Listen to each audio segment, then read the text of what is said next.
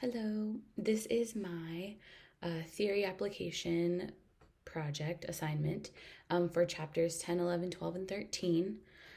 In chapter 10, the theory that I chose was the balance theory, which basically means that we feel good when our loved ones share the same opinions and values as us. We also feel good when people that we don't like share different opinions than us. Um, and the theory kind of applies to both of those concepts, and the fact that when there's disharmony within our relationships, that we strive to do things to make changes in order to restore balance or equilibrium back into the relationship. Um, I think this is totally true. uh, Essentially, like a real world situation would be, and I'm kind of going to apply things to like romantic relationships right now because I feel that's just kind of like on the forefront of my mind. So I think that in a relationship, um, you definitely want to share the same opinions, um, wants, needs, opinions, um, like sort of morals or like ethical viewpoints on things with your partner. And I think it just helps us to feel like we belong with them more, and it sort of affirms like our um, our bond or our relationship, um, and gives us like confirmation that it's working. Um, Likewise, when we don't like someone, we want to kind of prove the mutual dislike and the mutual distaste by saying, see, that person like doesn't even agree with me on this, and this is so important to me. Like it could be politically, or it could be something like, oh, I'm a vegan and they're not. Like, it just kind of again affirms like the relationship in its entirety, and affirms that like, see, we're definitely not meant for each other, or we're not meant to be friends, or like we can't be friends, and we're basing it around like certain small concepts. um I think that, I don't know that it's like a useful theory. I think it's more just like an observation on human nature, and that like that is true for a lot of people. um because when there's disharmony in a relationship that we care about, like with a romantic partner, and we have a differing of opinion, we try to make them agree with us or make them feel how we feel. And we want to feel good about like agreeing on something, when really it is okay to disagree about things. Like just because we disagree about something doesn't mean that we're not great partners or that we don't care about each other. It just means that we're also individuals and that we have differing opinions on things. um so yeah. A personal experience of mine with this is just, yeah, moments in romantic relationships where I've had just differences of opinion and really wanted that person to like come around to my opinion. And sometimes it was possible, sometimes it wasn't. And when it wasn't, it kind of was like a bummer. But also, like, you realize at the end of the day that it's not that important. Like, not very many things are like huge deal breakers like that for me. Um, so, yeah, real life example. Chapter 12, this is something that's like very relevant right now. It's the online disinhibition effect. Basically, the way I think I want to describe it is, people get brave on the internet, and they say things that maybe they wouldn't normally. And I think that this is totally true. This applies to a lot of real life situations right now, especially because we're all communicating via the internet. If you just scroll through your Instagram feed and find a post about anything political or Black Lives Matter or really any subject at all, because people are petty and they will argue about anything, and you look through the comment section, like there's always people that are just popping off at the mouth about stuff that they might not even know about. So they definitely don't have like a super valid input. But because they're hiding behind a screen and it gives them some level of anonymity, um, people get really bold and they get really daring. And, they're basically using an alias to communicate so nobody knows who they actually are. So they can express all kinds of feelings, whether it's racism, whether it's, sexual in nature, whether it's just being mean or being a jerk, picking on someone that's mentally handicapped. Like, you name it, you've seen it on Instagram. People just go in, and they really use the kind of distance and like weird abstract space that exists between us on the internet to like spew those negative views, or even just like a religious view that they think is positive. They'll use like their secret Instagram to place that upon others, and that's not really, it's not really right. Again, I wish that this wasn't a thing, um, because I think people take advantage of it and they just use it in a way to like mistreat others, and just like basically talk shit when they don't need to. Like, it's so petty and so unnecessary. And they can really be hurtful to other people. Like, I think people think, oh, it's just social media or whatever. But like, if you're leaving nasty comments on someone's post and you're totally trashing their lifestyle or trashing their religious views, or, making racial slurs, or like just being a racist or being whatever in general, insert inflammatory quality here. Like, people are really affected by that, and others read it and others get riled up, and then it's just like this back and forth of comments, and it's just totally not constructive, and it doesn't open up like constructive and healthy ways of communication. This is from chapter 11, by the way. I don't think I mentioned that. Anyways, yeah, it's definitely a thing. And I wish that people would just communicate normally. There's no need to hide behind like a little, picture in your profile that's not really you, and nothing that links it to you in order to express yourselves. It's kind of a dark, weird way of communicating. Yeah, and you're just hiding. Like, it's true. Like, people are so brave. They're very disinhibited via the internet. So, yeah. Chapter 12. Oh, I'm just going to read what the hypothesis is. It's the matching hypothesis.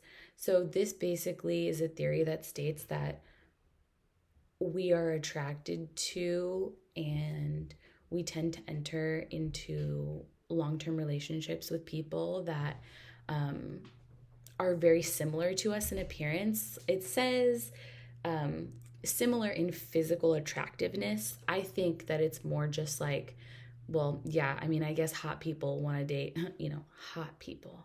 It's all opinion based, but, people that are considered like widely considered to be attractive want to date other attractive people, like whatever attractive means to them, or somebody that would match them in attractiveness. And that's kind of who in general we're drawn to be in relationships with. A real life situation, well, I'm going to give a couple of examples. So something that could be applied to me is like, oh, you have a lot of tattoos, so you should probably date somebody that has a lot of tattoos, or you're going to end up dating somebody that has a lot of tattoos. And obviously in my mind, I'm like, that's BS, because I can date whoever I want to date. I don't care if someone has tattoos or not. But then when I see the people that I've dated and like people that I'm attracted to in general, they are people with a lot of tattoos, generally speaking. Not always, of course, but like generally, yes, that is who I'm attracted to. This theory is from chapter 12. I keep forgetting to mention that. So I think that, I mean, I guess that is sort of my personal experience. It's just that, yeah, I actually do tend to date people that are very tattooed. It's not really, although I have to say, like, a lot of why I'm attracted to people, me personally, I mean, I think everyone's attracted to someone's appearance. Like, we're visual and we see others that are attractive to us. But I am very much like a personality person, and I gotta feel the energy from somebody and just like kind of catch their vibe, I guess. But yeah, so I try to prioritize that way of looking at people, just like, basing my feelings about them on their personality and how they treat me and how they make me feel. Um, because we've all encountered people that we think are super hot, but then when we talk to them, you're like, ooh, that person's kind of a jerk. Or, oh, I don't get along with that person at all. There's no chemistry there. Like, maybe they're hot, but it is what it is. Um, so yeah, um, I think that I kind of disagree with this. I mean, it is something that does sort of psychologically happen to us, but I think we all need to just look beyond appearance, of course, and um, while that is the initial attraction, that shouldn't be the only attraction and the only reason why we want to be in a relationship with someone based on like their hotness, pretty much, or how good we would look together. um, I think we need to focus in more on like less superficial forms of connection, and just like how we make each other feel. Okay, last but not least, actually, this is probably my favorite one that I chose today. So, from chapter 13, I chose the relational dialectics theory. Um, this I think is very relevant for me in my life right now. I'm going to read the definition and then I'm going to explain it in my own words, because I do really like this theory. So, from the book, Relational Dialectics Theory, theory that explores the pushes and pulls partners feel towards integration versus separation, stability versus change, and expression versus privacy. So this theory gave like a voice and a name to what I think a lot of people feel and what I often feel when I'm starting to enter into a relationship or when I'm in like a budding relationship. So it's like when they say integration versus separation, it's basically your desire to be in this relationship and to be connected to this person, versus your need for independence or your need for autonomy and to just be your own person. Basically, your need to be single. Um, being in a relationship versus being single and being able to do whatever you want. Um, which I think is a big deal because for me, like, I always think I want to be in a relationship, but then I have that moment of panic where I'm like, am I ready to give up my independence? Am I ready to not be my own person? I love not checking in with anybody. Like, I have all these feelings about relationships, but also, if you're in a healthy relationship and one that you feel safe and comfortable in, you actually don't feel like you're missing out on any of those things. Like, I can still go out with friends. I can still be my own person and have my own personality and my own sense of style. I can still get tattooed or get pierced or whatever while I'm in this relationship that I'm in. I often ask my partner for their opinion and he'll give it to me, but he also will follow up by saying, it's not my body, it's your body and it's your choice and do whatever you want, which is great. Like, I'm not losing my autonomy. It's a good one. I like to spend time alone, and my partner is like okay with that. Like, we still communicate. It doesn't mean that we're not in communication or in contact at all. It just means that I'm still able to enjoy like some personal time and not, like worry that my partner is going to freak out on me for not responding to a text right away or something. Um, Oh, the other factor that it discusses is the desire for stability versus the desire for change. So, desiring comfort in a relationship or desiring newness, staying with the person for a long time, being comfortable with just being with that one person versus constantly feeling like you're looking for the next thing or like you want to be with someone else or whatever. And I think that right now, because of all the dating apps and stuff like that, a lot of people struggle with this one because they constantly can have access to like the next thing, like the next new thing, the next fun thing, the next person. Um, and so it creates a lot of internal and external conflict, within yourself and to try and figure out what you want, and then like with your partner because maybe they kind of feel that from you and they're not sure about what it is that you want or need out of the relationship. um I struggle with this sometimes because I'm like, yes, I love being in a serious monogamous relationship. I love having my one partner that's just like there for me, that I love and care about and care for and do things for. But also sometimes I'm like, but is it just like this is it? Like, it's like a panic where I'm like, is this really just like the last person that I'm going to be with? If we stay together for a long time. And it is a bit of an internal conflict. But again, you just have to weigh like, is it worth it? Do I love this person enough? Like you have to look within and like figure that out. And then the last kind of like little concept within a concept that it expresses is the need for expression versus the need for privacy, or the need for openness and communicating and like sharing of yourself versus the need for privacy. And like that kind of relates back to, in my opinion, the need for integration versus separation, because it's like when you integrate, it means that you're expressing yourself, you're communicating, you're sharing about your life and about your experiences and about who you are with your partner.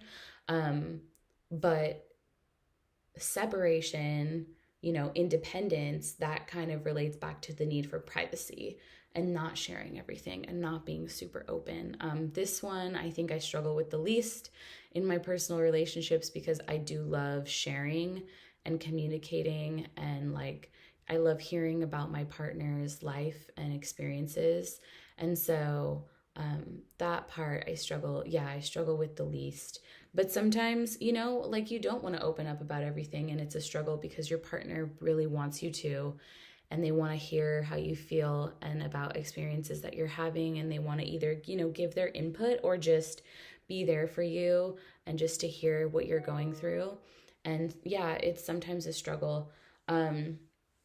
I think it was very useful for me to hear about this theory, read about this theory, because it brought to my attention a lot of the things that I tend to self-sabotage with. And I don't want to do that anymore. I want to be positive and open and just communicate my needs, because they're constantly changing. And that was the other part of this theory, is that the context of a relationship is always changing.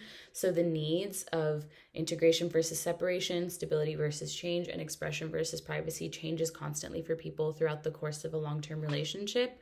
So it's a constant need for like reevaluation and basically just like daily maintenance and work on the relationship, which I think is really cool.